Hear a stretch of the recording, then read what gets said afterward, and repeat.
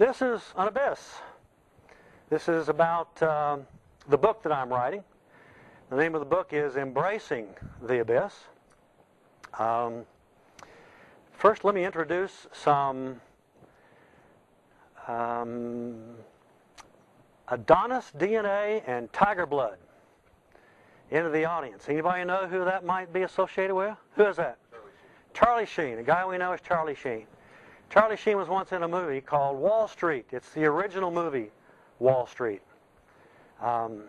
There's a scene in that movie. Charlie is a hustling kind of a stockbroker for Michael Douglas, who played the part of a man named Gordon Gekko, and of all kinds of dangerous, dastardly deeds. Charlie is in the office. He's rushing down the hallway, going back to his office. What he doesn't know is the feds are back in his office, waiting to bust Charlie. Hal Holbrook, another member of the cast, stops him in the hallway, puts his hand on his shoulder, and says to Charlie, if you remember anything, remember this. A man looks into the abyss and nothing looks back at him. That's when a man finds his character.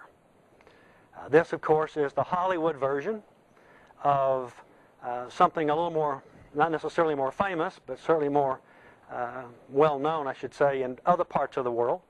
A statement by a German philosopher named Friedrich Nietzsche.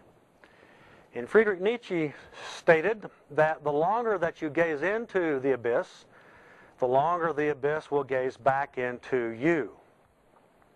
What this is referring to, of course, is consciousness. So today, when I think about the abyss, I think about my own conscience and having embraced it with both arms once upon a time. First, I want to, or second, I should say, tell you a little bit about my book. That'll be a bit of a recap. It's called Embracing the Abyss. It's a true story of fraud, of deception during the savings and loan crisis in Texas. It's told by an insider who was not part of the looting of the savings and loan that was going on by the chairman and the chief executive officer.